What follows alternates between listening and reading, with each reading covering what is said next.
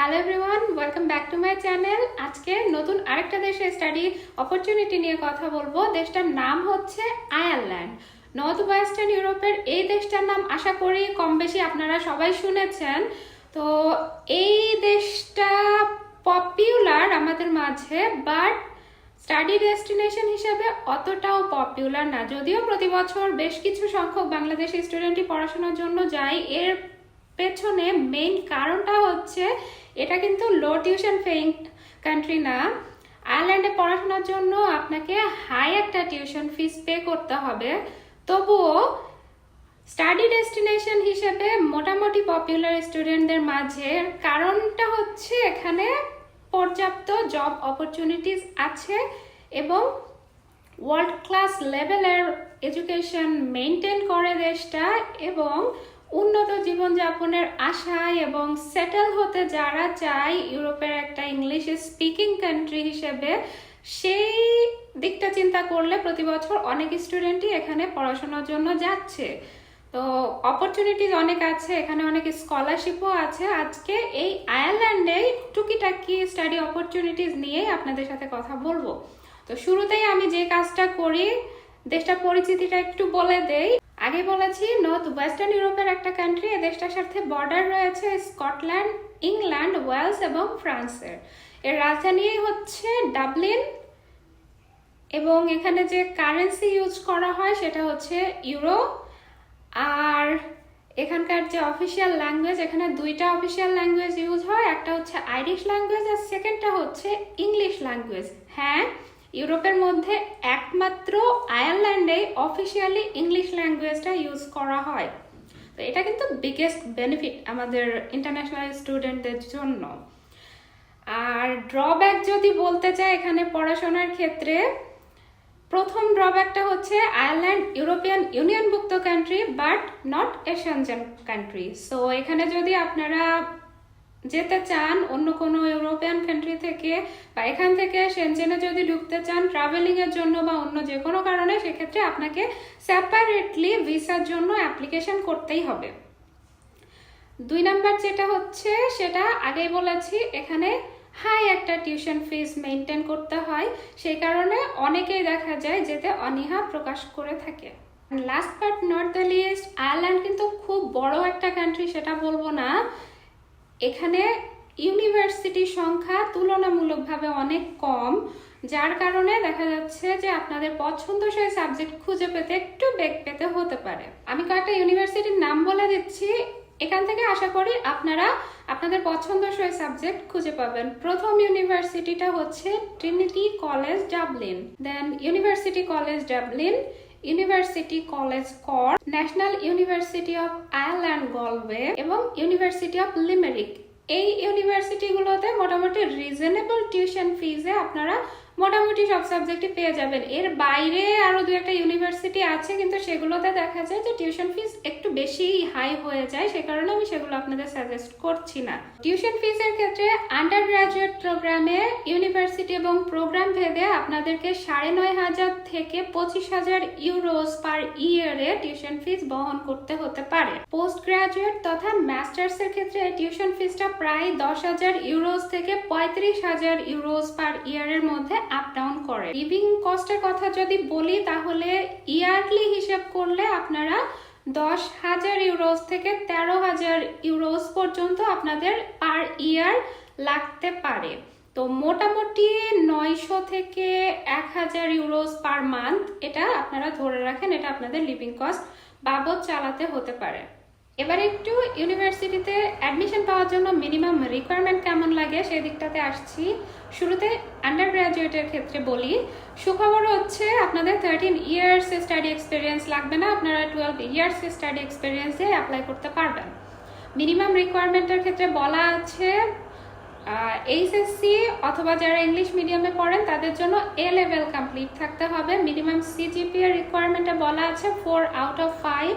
যারা ইংলিশ মিডিয়ামে আছেন তথা এ লেভেলে আছেন তাদের বলা আছে at least 3 subjects with grades no lower than C. এবারে একটু ইংলিশ প্রফিসিয়েন্সির দিকে আসি। ইংলিশ প্রফিসিয়েন্সিটা ম্যান্ডেটরি বলা আছে। যদি কেউ IELTS দিয়ে থাকেন মিনিমাম রিকোয়ারমেন্ট হচ্ছে 6 with no band score less than 5.5। আর কেউ যদি TOEFL দিয়ে থাকেন তাহলে স্কোরটা লাগবে হচ্ছে 80 to 90। অনেক ইউনিভার্সিটি ডুয়ালিঙ্গো স্কোরও অ্যাকসেপ্ট করে থাকে, সব ইউনিভার্সিটি যদিও করে না। ডুয়ালিঙ্গোর ক্ষেত্রে মিনিমাম রিকোয়ারমেন্টটা আছে হচ্ছে 100 থেকে 110। যারা মাস্টার্সে আবেদন করবেন তাদের প্রথম রিকোয়ারমেন্টটা হচ্ছে আপনাদের ব্যাচেলর ডিগ্রিটা কমপ্লিট থাকতে হবে এবং CGPA রিকোয়ারমেন্টটা হচ্ছে 3.0 থেকে 3.3 আউট অফ 4। ইংলিশ প্রফিসিয়েন্সির ক্ষেত্রে IELTS মিনিমাম রিকোয়ারমেন্ট হচ্ছে 6.5 with no band less than 6। TOEFL এর মিনিমাম স্কোর লাগবে হচ্ছে 90 to 100।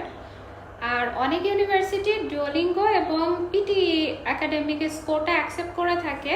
সব ইউনিভার্সিটি না করলেও ম্যাক্সিমাম ইউনিভার্সিটি এই স্কোরটা অ্যাকসেপ্ট করে থাকে, তবে মিনিমাম স্কোরটা দেয়া নেই। আন্ডার গ্রাজুয়েটে যেহেতু 100 থেকে 110 ছিল, এটা মোটামুটি বলা যায় যে 110 15 এরকমই থাকবে মাস্টার্সের ক্ষেত্রে। এবার একটু ইনটেকের দিকে আসি। আয়ারল্যান্ডে ইনটেক ইন্টারন্যাশনাল স্টুডেন্টদের জন্য দুইটা মেইন ইনটেক হচ্ছে ফল বা অটাম ইনটেক, যেটা সেপ্টেম্বর থেকে শুরু হয়, এবং সেকেন্ড আরেকটা ইনটেক আছে স্প্রিং ইনটেক, যেটা জানুয়ারি বা ফেব্রুয়ারিতে শুরু হয়। বাট এই স্প্রিং ইনটেকে হাতে গোনা কয়েকটা ইউনিভার্সিটিতে লিমিটেড কিছু সাবজেক্ট অফার থাকে। সো বেশিরভাগ ইন্টারন্যাশনাল স্টুডেন্টই সেপ্টেম্বর ইনটেকের জন্য অ্যাপ্লিকেশন করে।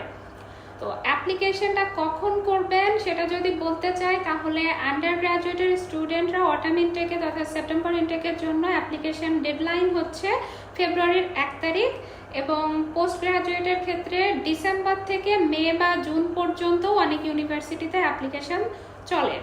আর স্প্রিং ইনটেক যেটা বললাম, স্প্রিং ইনটেকে আন্ডার গ্রাজুয়েটদের জন্য কোনো প্রোগ্রামই কোথাও অফার্ড হয় না। মাস্টার্স ক্যান্ডিডেটরা কিছু ইউনিভার্সিটিতে হাতে গোনা কিছু সাবজেক্ট পেতে পারেন এবং তাদের অ্যাপ্লিকেশন ডেডলাইনটা হবে অগাস্ট থেকে অক্টোবরের মধ্যে। এবার একটু স্টুডেন্ট জব তথা পার্ট টাইম জবের ব্যাপারে আসছি। অন্য অনেক ইউরোপিয়ান দেশের মতো আয়ারল্যান্ডেও স্টুডেন্টদের পার্ট টাইম স্কোপ আছে। স্টুডেন্টরা উইকলি 20 আওয়ার্স পর্যন্ত জবের জন্য এলিজিবল, আর ছুটির সময় 40 আওয়ার্স পর্যন্ত আপনারা জব করতে পারবেন। পার্ট টাইম স্যালারি যদি বলি, অ্যাভারেজে স্যালারিটা কমনলি দেওয়া হয় সেটা অলমোস্ট 13 ইউরোজের কাছাকাছি পার আওয়ার। এর থেকে বেশিও স্যালারি আছে, এটা জব ভেদে ভ্যারি করে থাকে। কি ধরনের জব পাবেন? আয়ারল্যান্ডে ভালো একটা বেনিফিট হচ্ছে যেহেতু ইংলিশ স্পিকিং কান্ট্রি, আপনারা কম বেশি সব জবেই অ্যাপ্লাই করতে পারবেন। অন্যান্য দেশে দেখা যায় যে অড জবস এবং রেস্টুরেন্ট জব বা শপ কিপিং এই ধরনের জবগুলো অ্যাভেলেবল থাকে, ফুড ডেলিভারি, এগুলো ছাড়া কোনো উপায় থাকে না। অ্যাডমিনিস্ট্রেটিভ বা ভালো কোনো জবে ল্যাঙ্গুয়েজ ব্যারিয়ারের জন্য অ্যাপ্লাই করতে পারেন না। এখানে কিন্তু যেহেতু ইংলিশে কথা বলে সবাই, ইংলিশ স্পিকিং অফিসিয়ালি ইউজ করা হয় ইংলিশ ল্যাঙ্গুয়েজটা, সেহেতু আপনারা ভালো ভালো জবগুলোতেও অ্যাডমিনিস্ট্রেটিভ জব থেকে শুরু করে অন্য অনেক ভালো ভালো জায়গাতেও অ্যাপ্লাই করতে পারবেন। যেহেতু পার্ট টাইমের কথা আমি বলেছি, এখন কম বেশি সবাই প্রশ্ন করেন যে পার্ট টাইম করে টিউশন ফিজ এবং লিভিং কস্ট আপনারা আর্ন করতে পারবেন কিনা। সোজা বাংলায় কথা যদি আমি বলতে চাই তাহলে নো, ইটস ইম্পসিবল। কারণটা কি? আগে বলেছি, টিউশনের রেঞ্জটাই বুঝতে পেরেছেন যে এখানকার টিউশন ফিস কতটা হাই, এবং আমি আওয়ারলি ওয়েজের কথাও বললাম পার্ট টাইমে। তাহলে আপনারা হিসাব করে দেখেন যে এটা পসিবল কিনা। লিভিং কস্ট ম্যানেজ করা উইদাউট এনি ডাউট খুবই ইজি। পার্ট টাইম করে আপনারা অনায়াসে লিভিং কস্টটা ম্যানেজ করে ফেলতে পারবেন। বাট টিউশন ফিজের ক্ষেত্রে হয়তো কিছুটা আপনারা সেভ করে পে করতে পারবেন, বাট ইয়ারলি যদি আপনার 20,000 ইউরোজ পে করতে হয়, আমার মনে হয় না যে আপনারা পার্ট টাইম করে এটা ম্যানেজ করতে পারবেন। সে কারণে আমি পরামর্শ দিব যে উইদাউট এনি ফ্যামিলি সাপোর্ট, ফ্যামিলির ফাইন্যান্সিয়াল কন্ডিশন যদি ভালো না থাকে, এবং যদি আপনার কোনো স্কলারশিপ ফুল ফান্ডেড হোক বা পার্শিয়ালি ফান্ডেড হোক, কোনো স্কলারশিপ সাপোর্ট যদি না থাকে, তাহলে সেলফ ফাইন্যান্সে কেউ আয়ারল্যান্ডে আসার রিস্কটা নিতে যাবেন না, অনেক বেশি রিস্কি হয়ে যাবে। তো স্কলারশিপের কথা যেহেতু বললাম, আয়ারল্যান্ডে বেশ কিছু স্কলারশিপ আছে, সেন্ট্রালি স্কলারশিপ এবং ইউনিভার্সিটি বেসড বেশ কিছু স্কলারশিপ আছে, যেগুলো কিছু আছে ফুললি ফাইন্যান্সড, কিছু আছে পার্শিয়ালি ফাইন্যান্সড। এর কোনো একটা যদি আপনাদের হয়ে যায় সেই ক্ষেত্রে আপনারা নির্দ্বিধায় চলে আসতে পারেন, যেহেতু লিভিং কস্টটা ম্যানেজ করা কোনো ব্যাপার না। আমি কয়েকটা স্কলারশিপের কথা বলছি। প্রথমটা হচ্ছে government of Ireland education scholarship. এই স্কলারশিপের ব্যাপারে চ্যানেলে আমি গত বছরে একটা সেপারেট ভিডিও দিয়েছি, সেটা আপনারা দেখে নিতে পারেন। তো এই স্কলারশিপে আপনার ফুল টিউশন ফিস ওয়েভ করা হবে এবং সেই সাথে 1 বছরের জন্য আপনারা 10,000 ইউরোস ফাইন্যান্সিয়াল সাপোর্ট পাবেন। সেকেন্ড আরেকটা আছে, সেন্ট্রালি ফেলোশিপ দেওয়া হয়, ওয়ালশ ফেলোশিপ বলে। এটা শুধুমাত্র মাস্টার্স ক্যান্ডিডেটদের জন্য। এই ফেলোশিপের আওতায় আপনাদেরকে 22,000 ইউরোস পর্যন্ত ফাইন্যান্সিয়াল সাপোর্ট প্রোভাইড করা হবে। এর বাইরে ইউনিভার্সিটি বেসড কিছু স্কলারশিপ আছে, যা দুই ধরনের হয়ে থাকে, একটা হচ্ছে মেরিট বেসড আর একটা নিড বেসড। যদি আমি উল্লেখ করতে চাই কয়েকটা, যেমন ট্রিনিটি কলেজ ডাবলিন স্কলারশিপ আছে, University of Galway international scholarship আছে,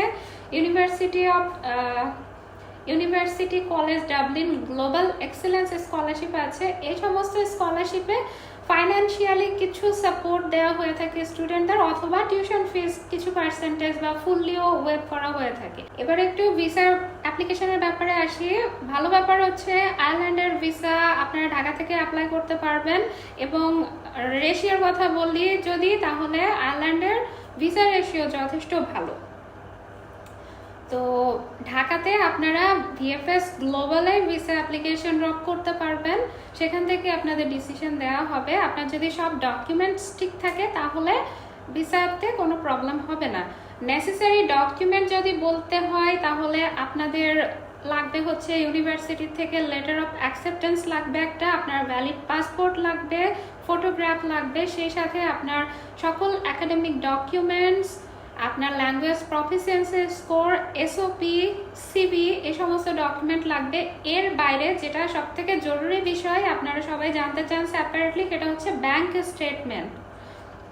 এটা মিনিমাম 6 মাসের ব্যাংক স্টেটমেন্ট আপনাদেরকে দেখাতে হবে, এবং ব্যাংক স্টেটমেন্টে মিনিমাম অ্যামাউন্টের যে কথা যদি বলতে চাই, তাহলে আপনাদের দেখাতে হবে আপনার 1 বছরের লিভিং এক্সপেন্স এবং সেই সাথে আপনার 1 বছরের টিউশন ফিসটার সমপরিমাণ অ্যামাউন্ট, এবং সেই সাথে আপনার সোর্স অফ ইনকাম যদি অন্য কাউকে দিয়ে এই স্টেটমেন্টটা দেখান, তার সাথে আপনার রিলেশনশিপ কি, এইরকম একটা সার্টিফিকেট, একটা এফিডেভিট বা স্পন্সর স্টেটমেন্ট এই ধরনের লাগবে, এবং তার ইনকাম সোর্স দেখাতে হবে। লাস্ট আরেকটা পয়েন্টে একটু আলোকপাত করছি। এই প্রশ্নটা আমার সব ভিডিওতে কম বেশি আপনারা করে থাকেন, যে স্পাউস নিয়ে আপনারা ফ্লাই করতে পারবেন কিনা। এক কথায় উত্তর হচ্ছে না, সাথে নিয়ে আপনারা যেতে পারবেন না। পরবর্তীতে নিতে পারবেন, তার ক্ষেত্রে কিছু শর্ত আছে। আন্ডার গ্রাজুয়েট স্টুডেন্টরা পারবেন না, শুধুমাত্র মাস্টার্স এবং পিএইচডি যারা লেভেলে পড়াশোনা করবেন তারা স্পাউস আনার জন্য এলিজিবল, এবং সেই ক্ষেত্রে আপনাদের ফাইন্যান্সিয়াল স্টেবিলিটি, অ্যাকোমোডেশন প্রুফ, এই সমস্ত কিছু রিকোয়ারমেন্ট আছে, এগুলো ফিল আপ করা বাবদ আপনারা সেখানে যাওয়ার পরে আপনার স্পাউসের জন্য অ্যাপ্লাই করতে পারবেন। এবং স্পাউস যাওয়ার পরে লিগালি সে সবকিছুই করতে পারবে, সে ফুল টাইম জবও করতে পারবে, যদি পড়াশোনা করতে চায় তাও করতে পারবে। Last but not the least, after graduation কি করবেন? আয়ারল্যান্ডে ভালো একটা ব্যাপার হচ্ছে গ্রাজুয়েশনের পরে আপনারা ওয়ার্ক সিকিং ভিসা বা আয়ারল্যান্ডে যেটা বলা হয় স্টে ব্যাক ভিসা, এই ভিসার জন্য অ্যাপ্লাই করতে পারবেন, এবং এই ভিসাটা আপনাদের 24 মান্থস মানে 2 বছরের জন্য দেওয়া হবে। এই 2 বছরের মধ্যে আপনারা জব সার্চ করে জব পেয়ে গেলে তারপরে আপনারা ওয়ার্ক পারমিটের জন্য অ্যাপ্লাই করতে পারবেন। আর পিআর এর কথা যদি বলতে চাই, সেই ক্ষেত্রে আপনারা 5 বছর লিগ্যাল রেসিডেন্সির পরে আপনারা পার্মানেন্ট রেসিডেন্সির জন্য অ্যাপ্লাই করতে পারবেন। এই হচ্ছে ওভারঅল আয়ারল্যান্ডে স্টাডি অপরচুনিটিস নিয়ে আমি যতটুকু জানি আপনাদের সাথে শেয়ার করলাম।